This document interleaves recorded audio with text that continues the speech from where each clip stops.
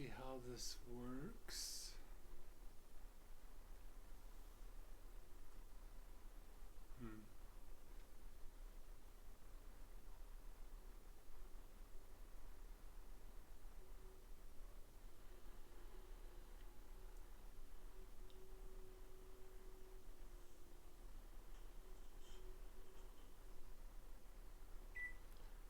Hello everyone.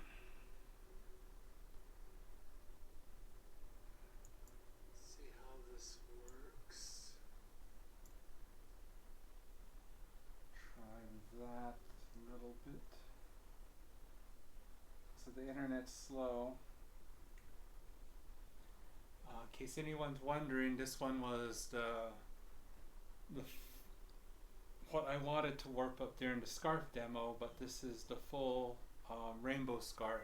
It's about 14 inches and these colors, and I think I'm about halfway, so we will see if anyone has any questions or if they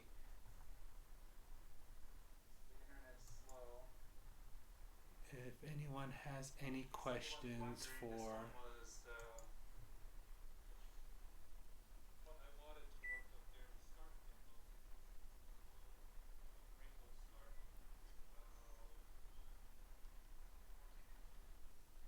I need to get a, let's see, we'll put this one up just a little bit so we can hear.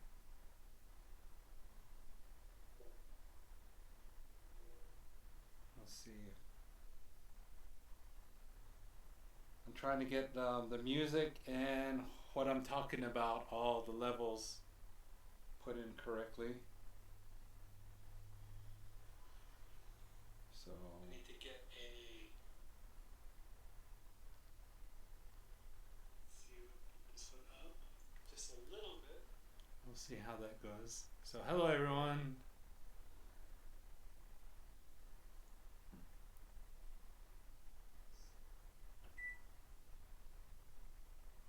Trying to get the music, what I'm talking about, all the levels put in correctly. Nope. There is a slight echo, so we are going to turn that one off.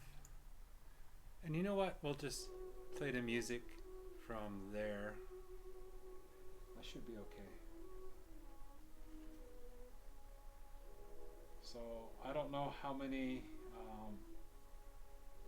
were at the when I took over Winston Paul's Instagram page. But that was showing how to warp up one of these types of weavings, scarf belts, in a plain weave. So this one I actually warped up this morning, and I've gotten almost 3 feet done.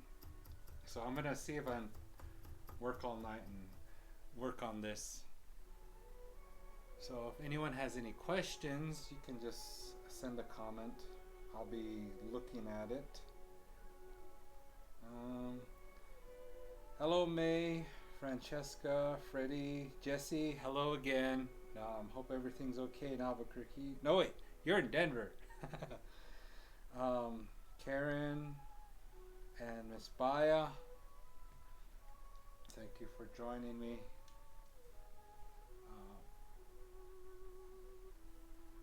Before things get all complicated, I've got about 18 bags of wool outside that I still need to sort. I was going to get done today, but didn't have time. This is it's needed for a photo shoot on Saturday, so I'm pushing myself to finish this. I was hopefully trying to get it done in one day. So we're gonna go see what happens. So this one's a plain weave, but it's set up Navajo Style gravity loom. So if you ever had questions on whether you could weave, normal stuff on a Navajo loom, the answer is very Yes.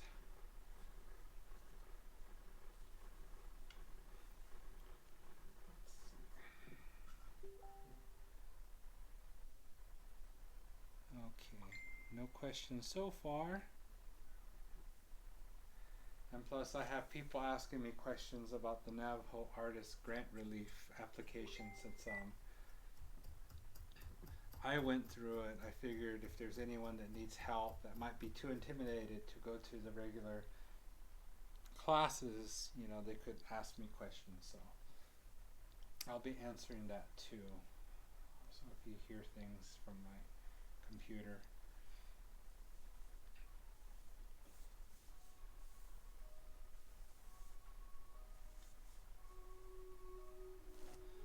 So if you have a, I don't know if you can hear the music well. Let me try to.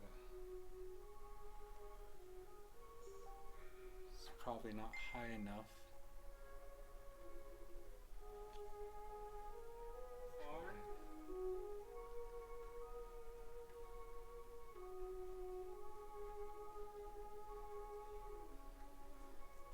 Okay, I got a question. Savings. Deposit.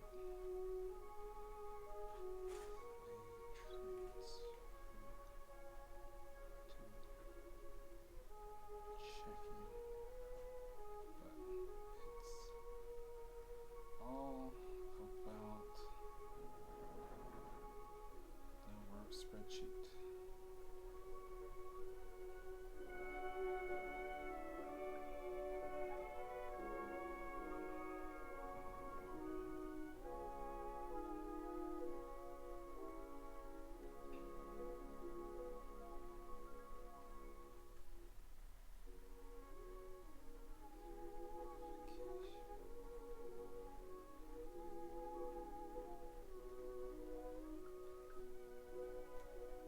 Okay, so one of the questions that was asked in terms of the Navajo Artist Relief Grant was, how does someone do payroll when, you know, their business checking and their personal checking are all in the same account? So the way I did it is any money that I specifically have from my business, I usually just put into my savings account. And when I need money, which is basically my payroll, I do a transfer from savings into my checking. So at least there's a transfer ticket I can use for that. Eventually, what everyone should be doing is, you know, registering your business so you can get a separate business account, and that actually will open it up to a whole new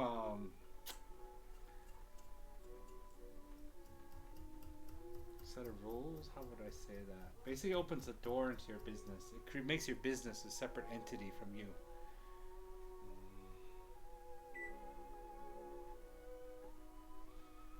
Okay, so now I need to copy a link to someone. I don't understand, you know, everything is right there on the web page. And it's very self-explanatory. It's just that the language is made is very, very logical.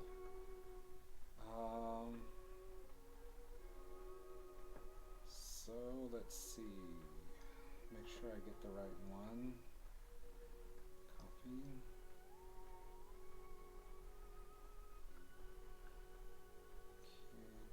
Okay.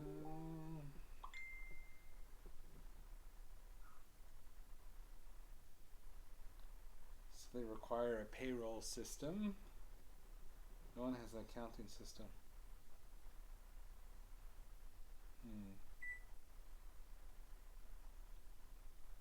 Well,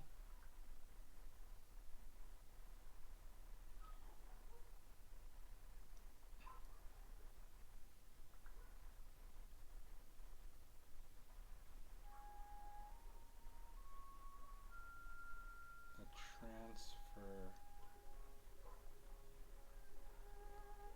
Excel worksheet.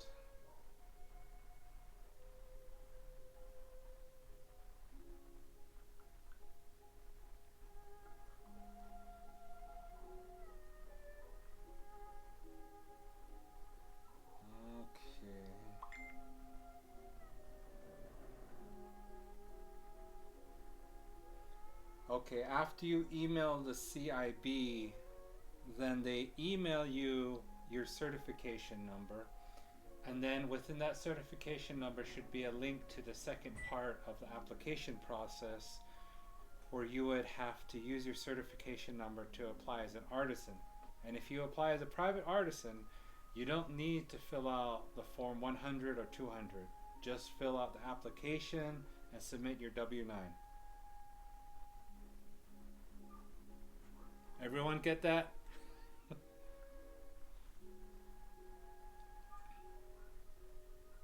Let's see, it's still live. Let's see how this... Moving to the second part of the application process. Okay, yeah, music seems okay.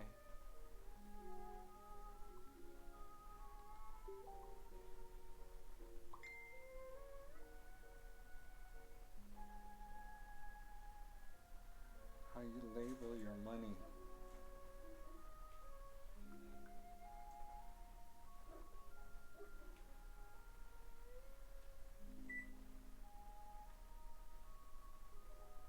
All it's asking.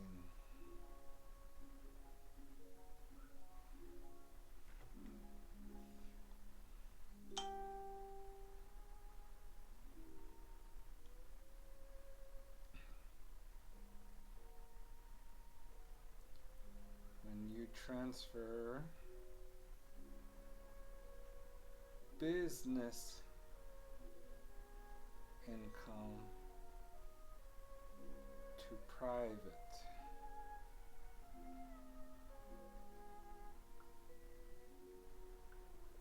for most sole proprietor, that happens instantly every time you deposit into your bank account.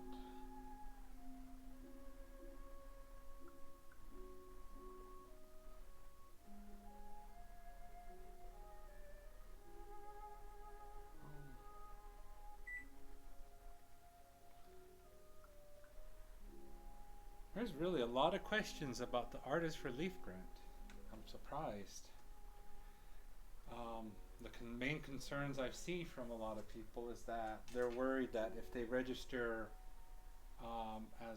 get their certification number for the Navajo Reservation, they have to report their income taxes.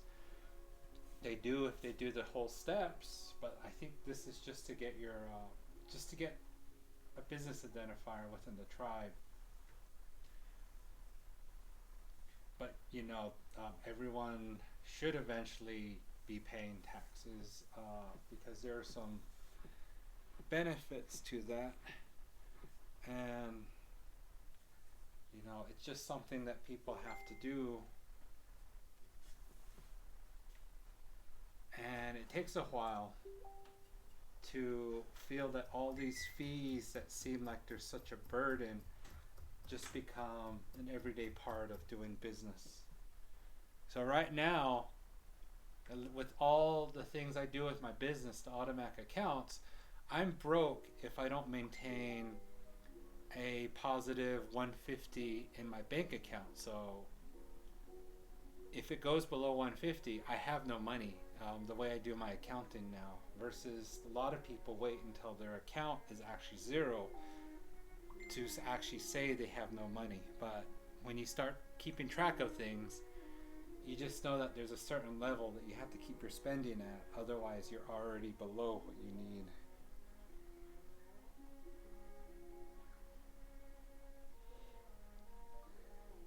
I'm doing a live feed video and there's 4 people asking questions when I specifically asked people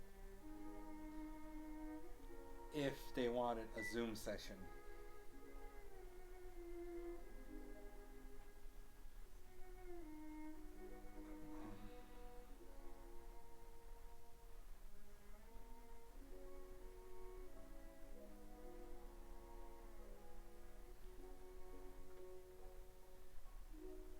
Post now, I need some help. Tried calling the office a couple times, but it's taking... My emails were the only way I could reach them. Calling didn't help because there's only 2 people that are working on all of this.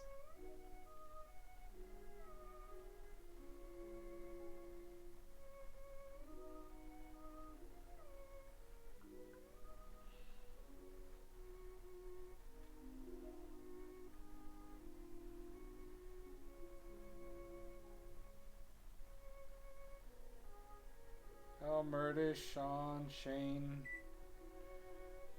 It's a busy night. Weaving and answering questions. I think everyone only has until the 29th to fill up this application.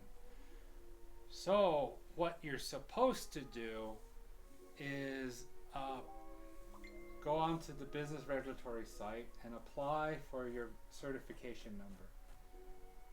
As far as I've been told, this number is just to keep track of your paperwork within the Navajo Nation Business Regulatory Commission. Kind of like you're applying for an ID number just for your business. And they made the rules a lot simpler, so you as a private sole proprietor can get a number without having to do the second steps of applying for a Navajo Nation tax ID, which I think some people are afraid of. So you have to send in your CIB and submit the electronic documentation and send it to the emails. You have to make sure all the emails are to the correct person that's stated on the website. You can't use any other emails that are attached or shared, just what's on the website. It's very easy to have documents get lost because email addresses are really specific to the person that's supposed to be answering them.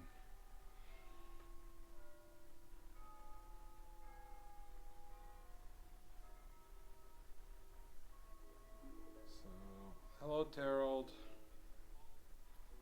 As soon as all my weaving's done this week and I get these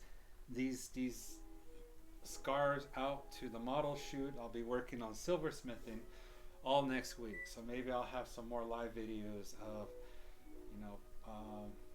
doing silversmithing stuff, and just keep doing that.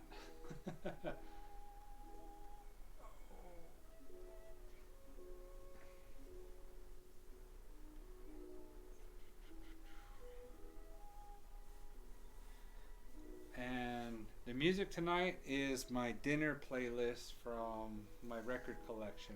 I collect records from 1920 to, I think my youngest record is 1896. So this one I believe is from 1908. So since it was like classical pop music, it never got played much, so you get really good fidelity in some of these old records.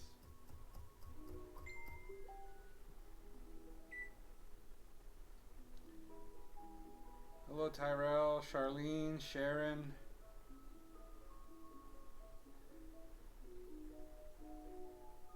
Okay, so that one's okay.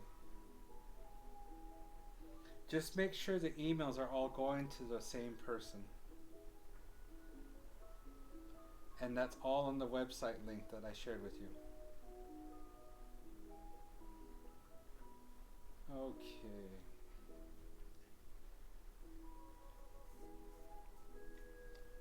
So I have a lot of yarn from old blanket projects that I never used. So I said, well, I'm taking color theory, so why don't I just use those yarn and throw in some of my color theory to create a scarf. So that's what you see here. Different colors. Also showing people that you can adapt Navajo weaving to pretty much any type of weaving out there. So a lot of people will weave this kind of project on a tabletop rigid heddle loom, but Navajo tools and setup can be adapted to this style of weaving. I'm using the raw yarn. I didn't respin it to put extra twist in it because I know how to weave with this type of yarn because my tensions aren't very tight. There's not a lot of tension on here because I have two cinder blocks that are keeping it tensioned up, and if I take my foot off the bottom bar, it moves. So all of this work to keep the yarn okay, to keep the yarn from untwisting all the way to the end, I actually have it rolled up into the top cotton bar. And I have the figure 8 here locked so that none of the twist goes above this and certainly no twistings happening on the yarn that's rolled up. So when I do get yarn that's trying to tangle, it's usually within the 6 inches of down here. So it just means I have to be careful with my heddles. This is my first time using really thick cotton yarn. I was hoping that it would keep the yarn from twisting, but it seems like it doesn't really make a difference because I'm a very thin yarn heddle type person. And I had to create a new tool in order to open the shed on this one, so I've got a new oak. It's basically a shed, or a batten, but it's circular. And I have it shaped so I know exactly which way I'm holding it, so there's no mistake on it. Don't have to look at it to know where it's correctly at. So I use this one to thread the upper shed, and the reason why I have the string shed here is that if I had a shed bar or rod up here, every time I move that up and down, it'll give twist or either way to the strings. So in this one, it's minimized the twisting because I'm just taking it from here to here. If you look at some really old photos, you'll notice that some of the sash weavers have this or several different bars up here that are actually holding the counts for their supplemental weft. For the ones that hand count, and then others, they have the heddles for the supplemental weft doing that, but they have these bars holding the count as it's coming down, so there's a process to it. So they can visually see the skips on the pattern that they're putting on.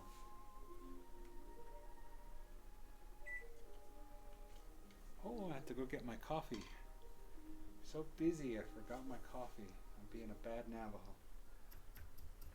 Of course, I'm being a really bad Navajo if I was man enough to admit that I microwave my coffee, which, if you see me go over there and get coffee out of microwave, it's not coffee.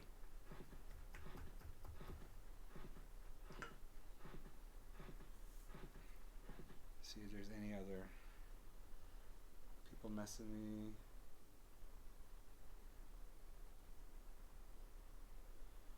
Okay, yes. When you apply for your Navajo Business Certification number, you have to send your CIB. That's what I was told, that's what I did, and I got my number. That's half the battle. The second part is just filling the information in the relevant areas in a document that was written by a person who obviously just reads logic manuals.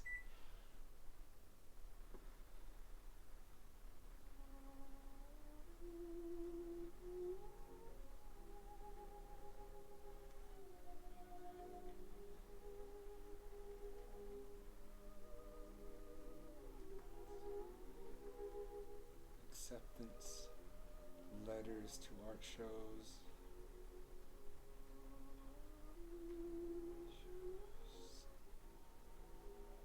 Gross receipts for a month, or however the information, the questions.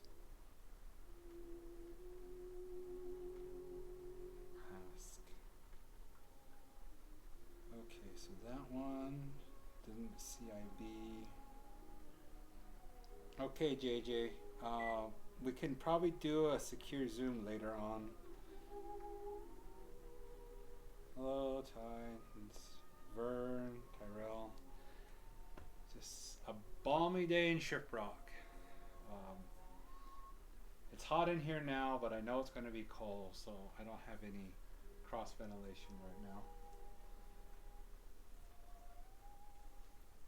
So if everyone's applying for the Artist Relief Grant, you know, these next 2 days will probably be almost the soft deadline to being able to get your business certification number. It's supposed to take 3 business days, but I don't know how swamped they are, so it could take longer. So the sooner you do it, the better it probably be for you.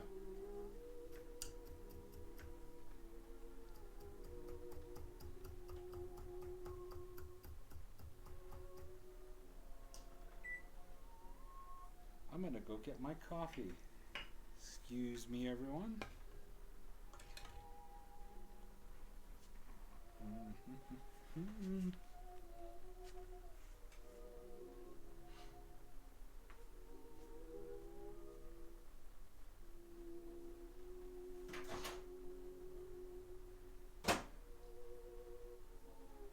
So for those of you who are just joining us, this is not coffee that I reheated in a microwave. This is just warm water.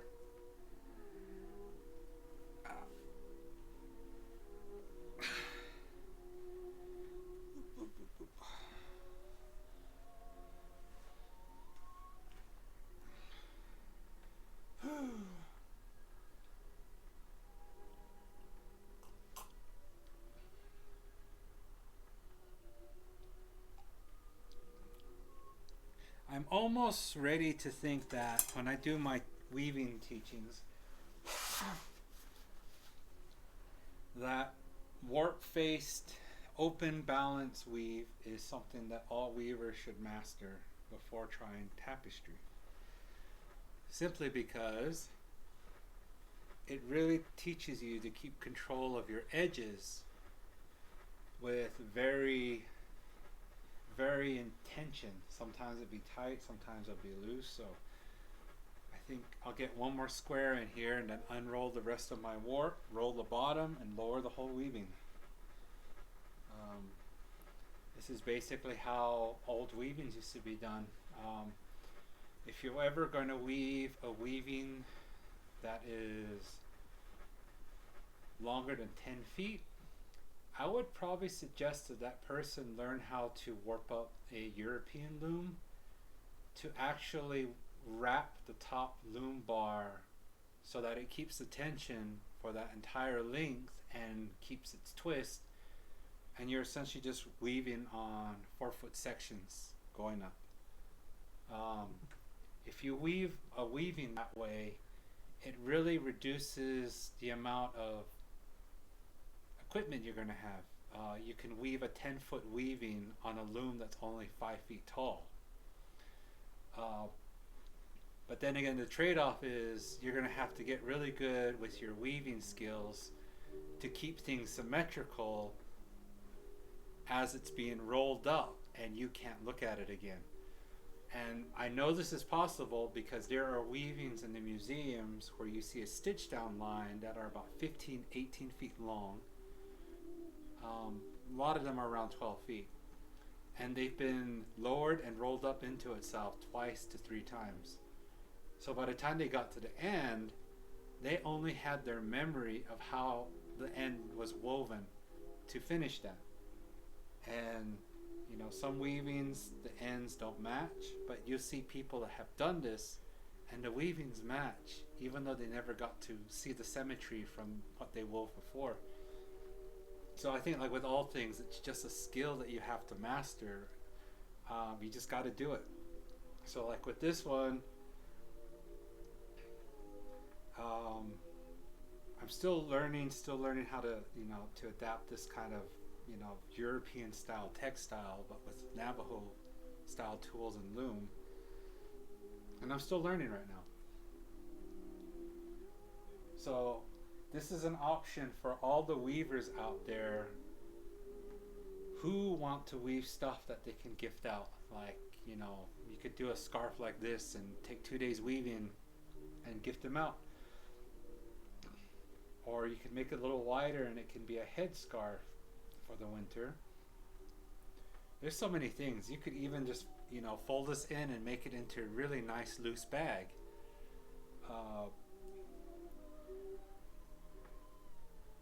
could make it into a purse, but it's a plain weave, so it's probably not going to be as durable as a west face twill or anything else like that.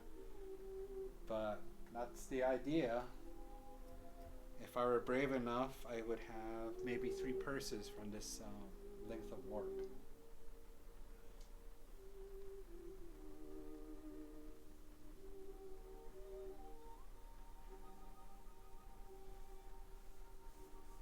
Let's see if there's any questions on there. Hi to everyone that's on here. There's no one watching.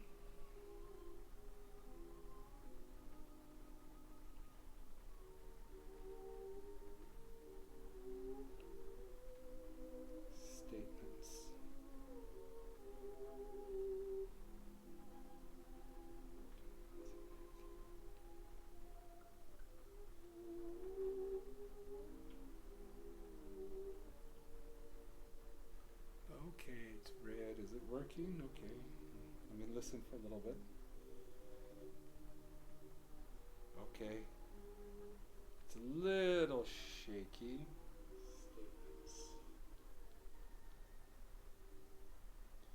Oh, there's 5 people here. Hello, if you're joining me. I figured a way that I can do these live feeds to Facebook using this software, which is essentially being my video mixer. So like I can quickly, let's see, go here, quickly scene if I need some privacy or show my computer right now, which I have my computer, looking at my computer, probably listening to myself, so I don't know if this...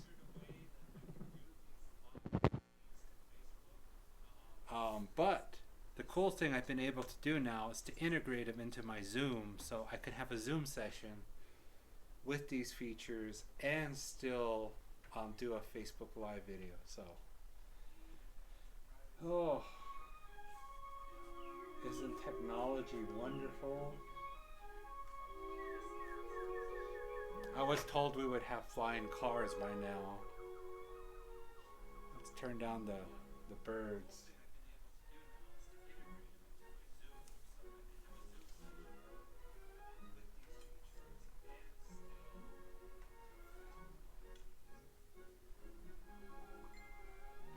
So then my future plans is, if I do more of these live demos, is to have at least 3 cameras, one like this, one close up on my loom, and then a second one that will probably either be like extreme close up or for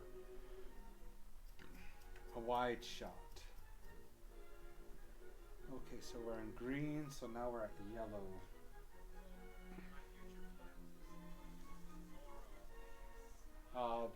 Hopefully get this all, the bugs ironed out, so probably by either mid-winter, you know, just around Christmas, or starting next New Year's, to have more in-depth demos with people,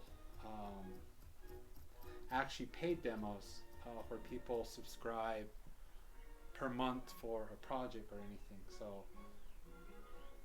I'm making all the stuff for weaving a scarf free at this point, but then any future teachings that are coming from my website will probably be like a $30 a month class fee.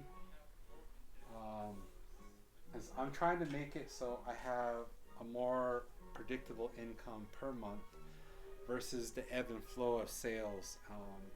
This is exactly why I'm working really hard on this one, because this one is actually going to be my pre-Christmas test of products. So if these sell well, I'm going to be busy all summer making scarves. Oh, and then I still have my cloth project to be working on. So in unprecedented times where, you know, it's hard to work, I'm as busy or busier than I've been when it's been an art year.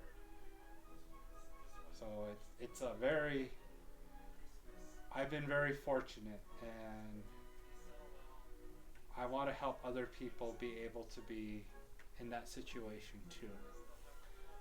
And some people, I think they just need to work with their hands to help them. Working through my hands when I had COVID is partly responsible for why I learned to weave this way.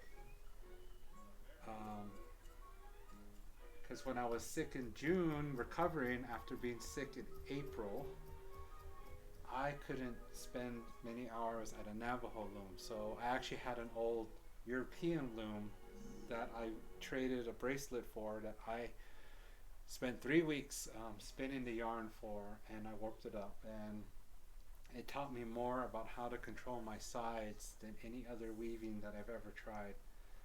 And it's translating to this style of weaving really well.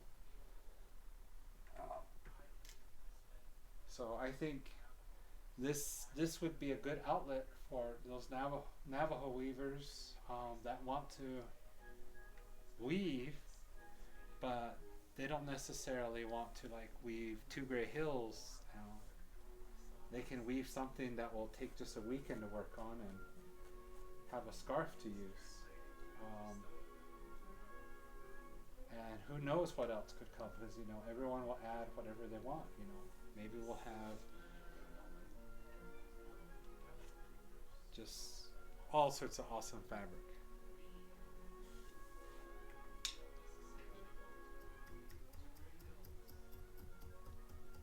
So this was all part of my adapting to unprecedented times, was to bring back utilitarian weaving like this, just something that's quick. Because I warped this up this morning, or actually last night. It's like an hour warping. I put up on the loom, and then I've been working on this off and on, about 45-minute stretches since 9 o'clock. So if I could just work on it full time, I probably could have had it finished by now. So I hope everyone's having a good day. You had an awesome lunch. I'm an intermittent faster now, so I don't eat very much after 3 o'clock. And I've been doing it so long that when I'm with people or I'm talking to people, I'm like, I'd be ready to have a chat or do something, but everyone's all like, oh, I'm just now getting supper ready. And it's like, eating this late? People eat this late? I'm really convinced that I'll have to be an intermittent faster for the rest of my life, because there's so many benefits, and my body's responded so well to it that I don't think I could eat the way I used to. It just seems like my body responds well to just eating past noon and having a light snack at 4 o'clock, and that's it for the day. Maybe that's how we used to eat back in the day, because I don't see pre-Columbian Navajos stoking the fire 4 or 3 times a day to cook. I'm thinking maybe once, and then everything simmers till the evening. So the things that come on that come into your mind as you're weaving.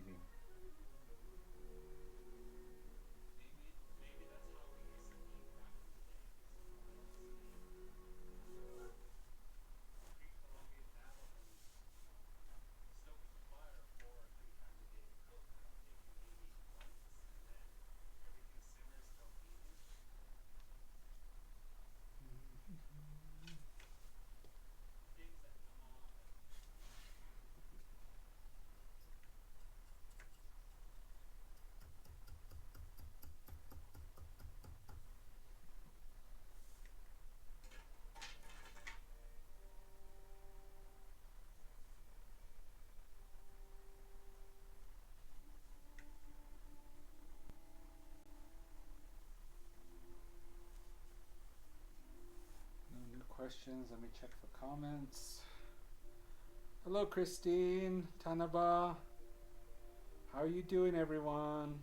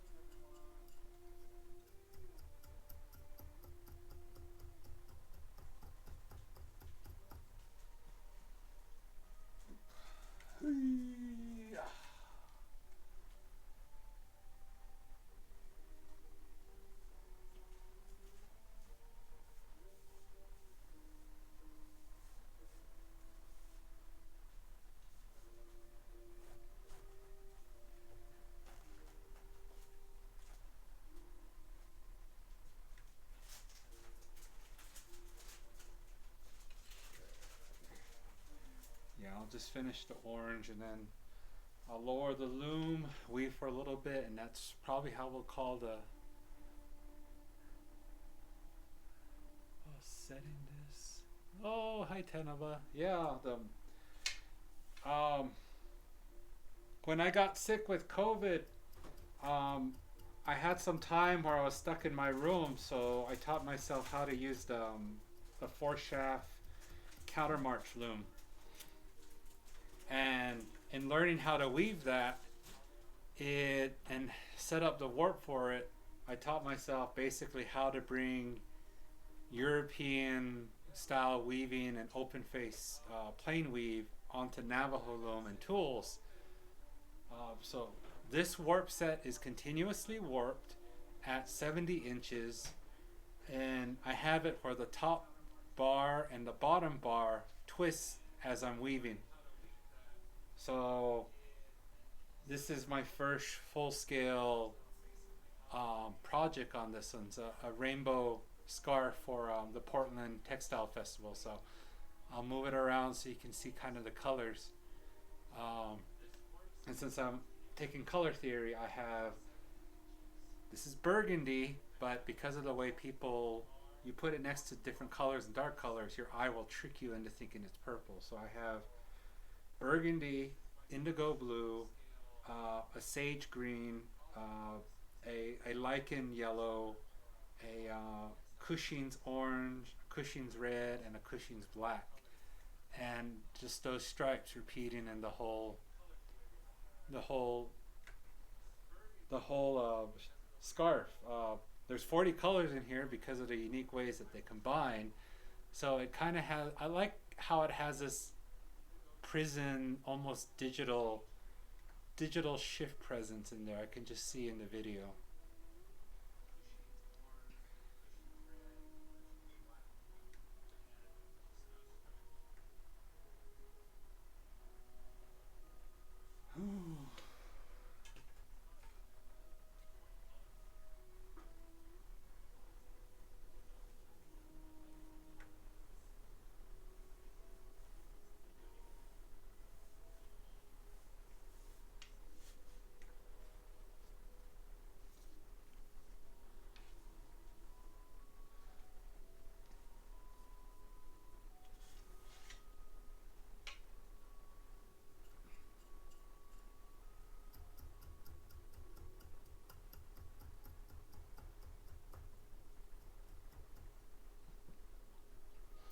And to answer your question, Tanaba, if you're still watching, why I'm not batten weaving with this is through my experiments and looking at the old archaeological textile fragments again. Batten weaving is good for medium to high tension, but there's a certain tension where it's no longer effective.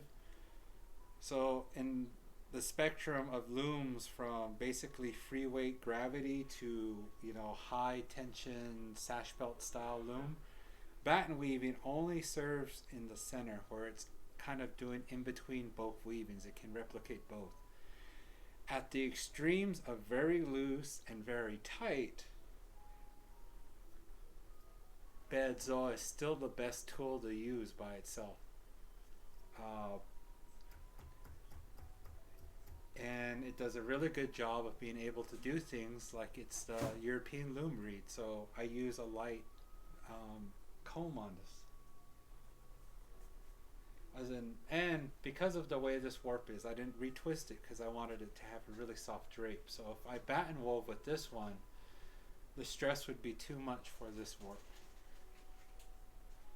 So that's why you don't see me batten weaving on this, which kind of proves the comb is still the best overall tool for this kind of weaving.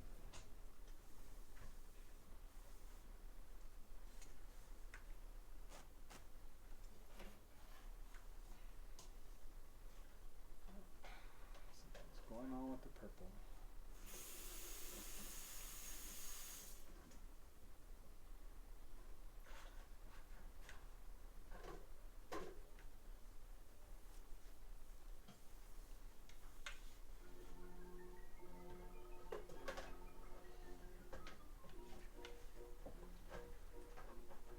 % drop frames.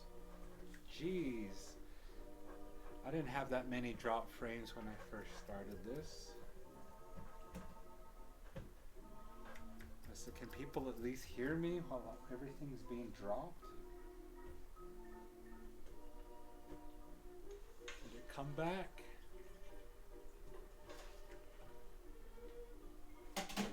Hi, Eve. 80% drop frames.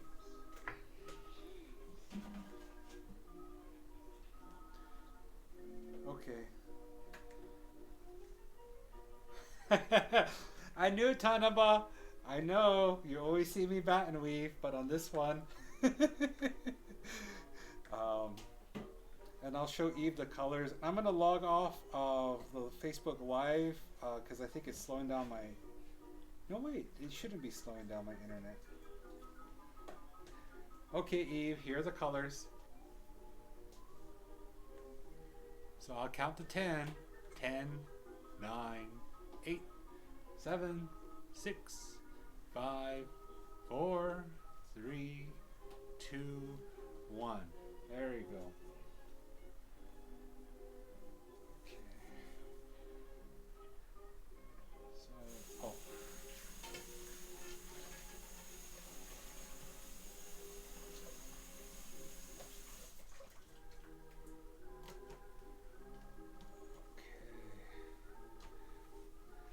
Well, the warps on this one would really thank me once I get to lower, because there's some fraying and twisting going on over here.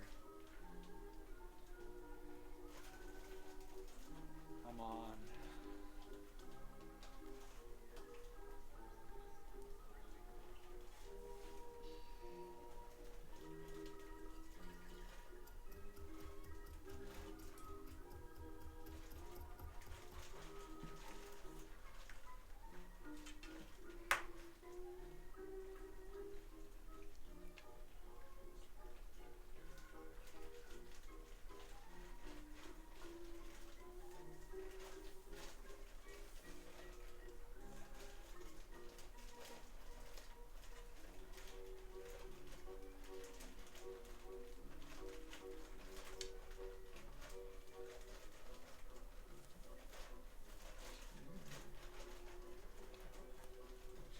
So pretty.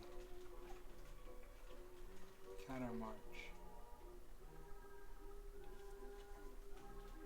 Yeah, Tanaba. It was a sectional type loom, which I think is the most awesome type of loom setup because you don't have to do the whole warping mill. You know, because I'm doing fabric, so I do long pieces that require tight tension. So with the sectional setup, I only get to warp up 1 inch to 2 inches of warp on the whole thing in sections that I need. So to me, it makes sense more than the way that we're always taught, like do the warping and then bring it into the back beam.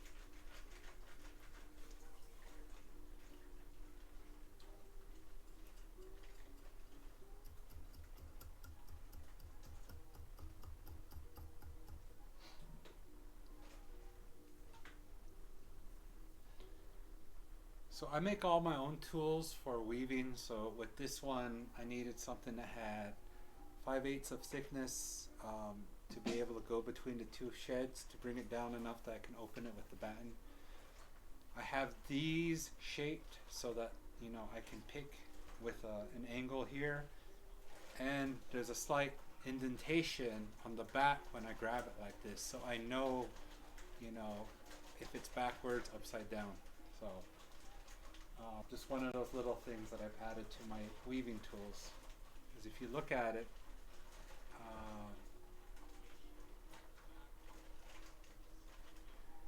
and I've also had to polish it with wax.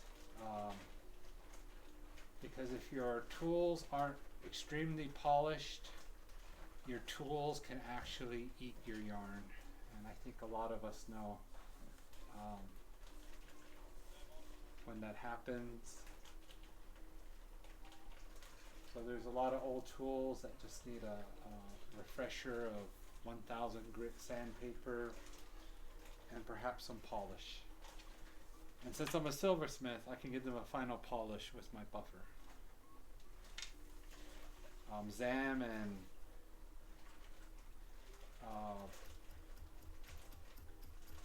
the yellow buff stuff works wonders on wood.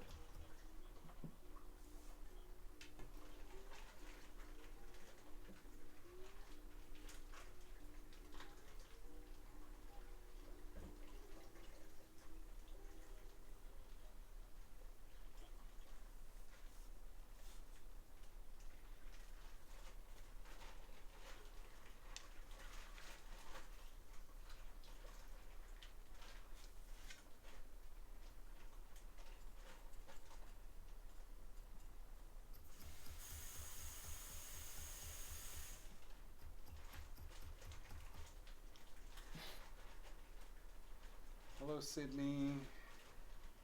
4 people watching. I'm trying to keep track of the comments, so if you have any questions you want me to answer or something that you see that you want answered, just put a comment down there and I'll try to answer it. There is a delay between what I'm saying and what you're seeing, what you're hearing and what I'm hearing, so let me worry about that. Just ask away.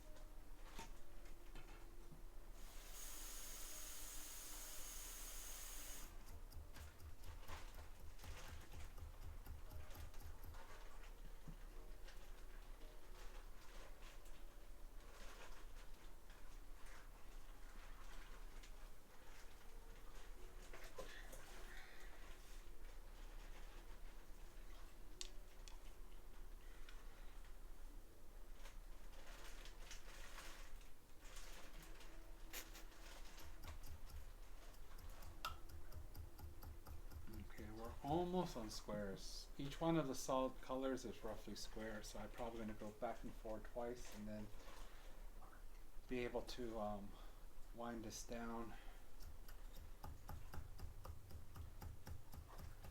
So unlike Navajo weaving, where the tightest parts of the loom start packing up on a mound, this one, the places where it's kind of loose is what's packing up.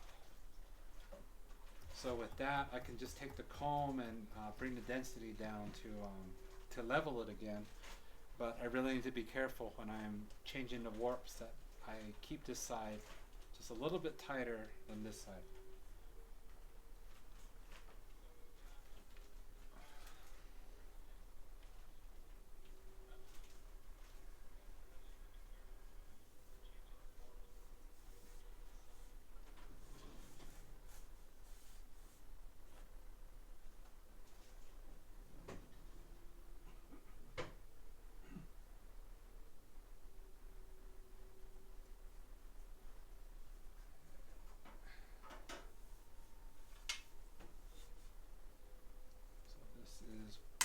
One and a half.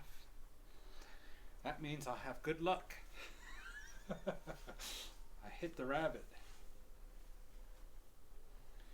I was thinking, like, when I do that I should have a paper deer or rabbit on both sides of my loom, so on the times where the shuttle goes completely through, at least it counts as a hunt.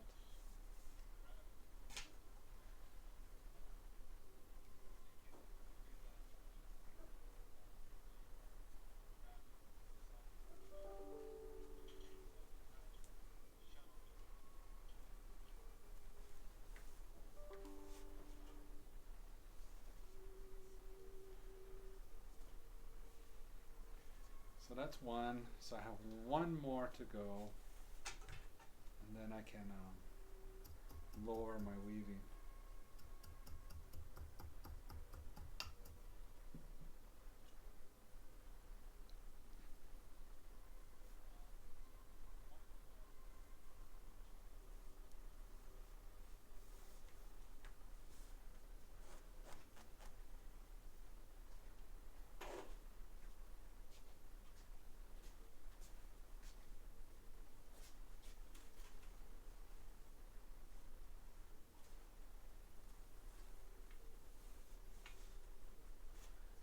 Okay, 2.5.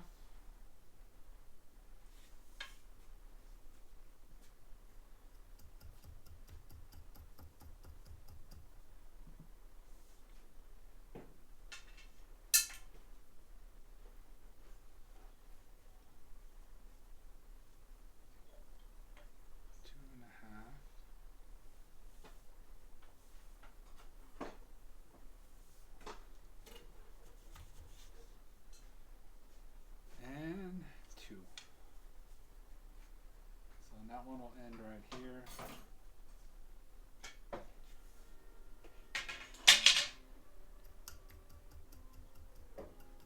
Okay, so I need to lower the weaving, and then after this, I'll probably be the end of the demo.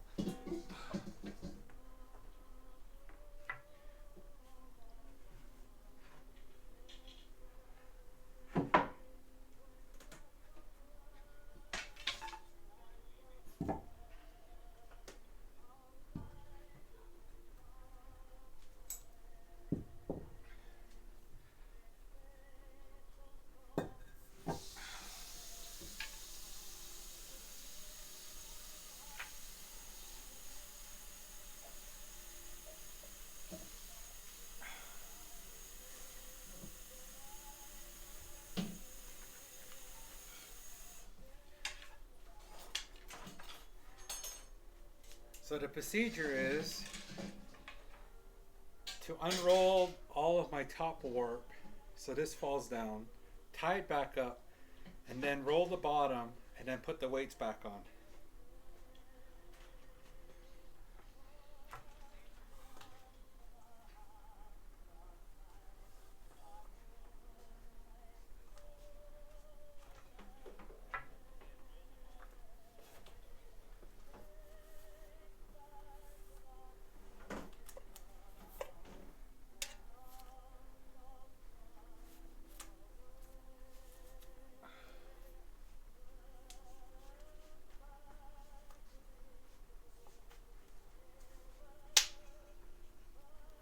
So I'll show you the warp, and I'm lowering it until it's at the end.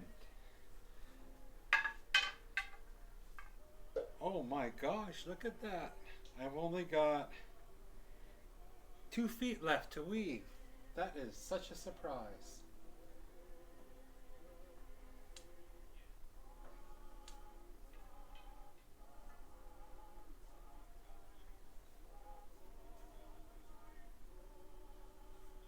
That's kind of like when you go out to the corral when you know one of your ewes is going to be giving birth, and you count one at night. Go out in the morning and it's like, oh, there's another one. So yep.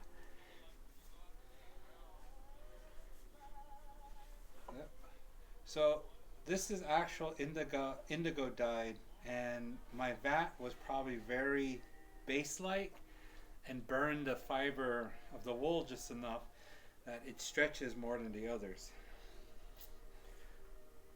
Okay, so now I'm taking the weight off in the bottom so I can roll up the lower loom bar.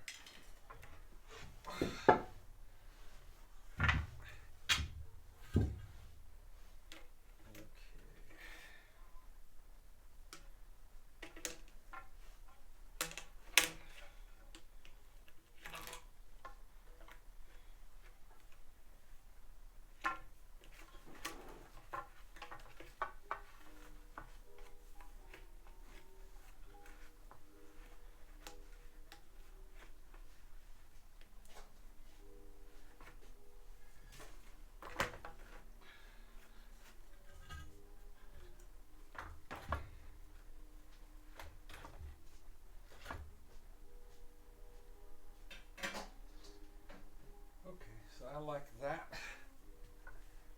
So I do some fine tuning on the top.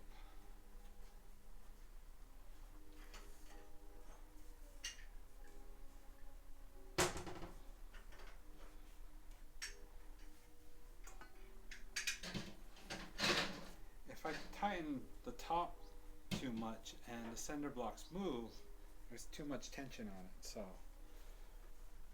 I love how a gravity loom basically, there's a limit to what kind of tension you can put on it.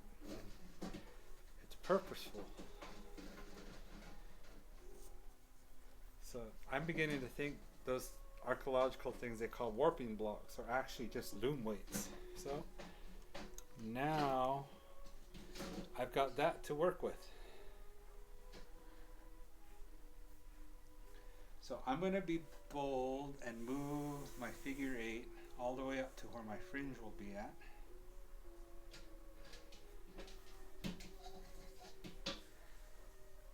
And then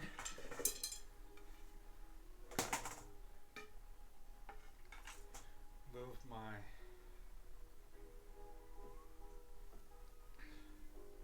upper heddle up.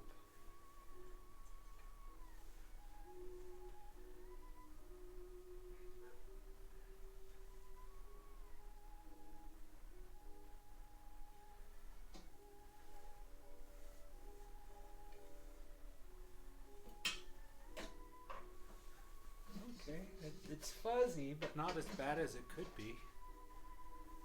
So I'm happy about that. I'll get all my tools together. Got this one, my batten, feel for my comb. Come on, I know you're behind me somewhere.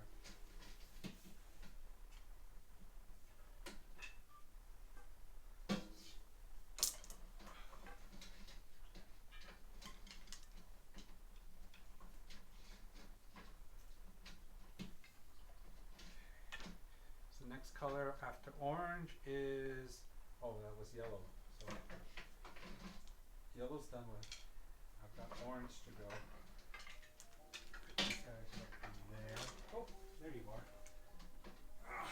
My comb. And one of the reasons why I didn't have this entire warp length unrolled is that untwisted warp is very springy, so when you're trying to pack it down with all the extra warp, it didn't do anything. So that's also one of the benefits of actually rolling in the cotton bar into your weaving. So let's get one side down, going the other way.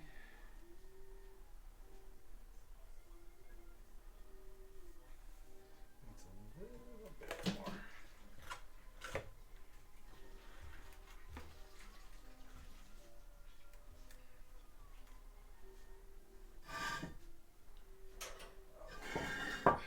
There's more warp.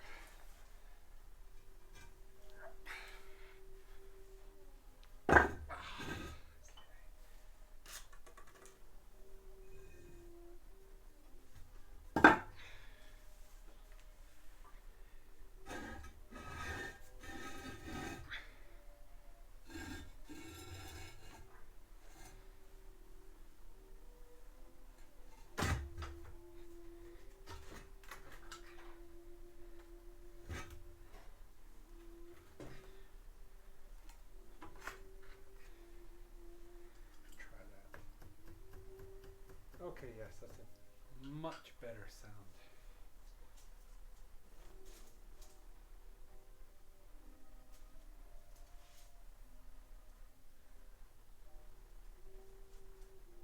Let's see how it holds open.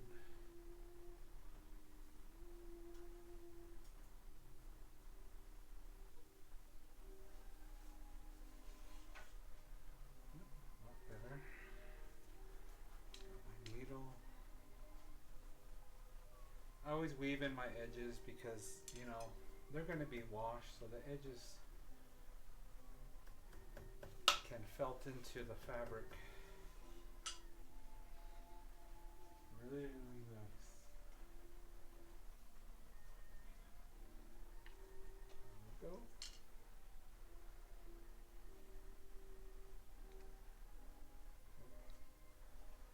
Okay, and with that,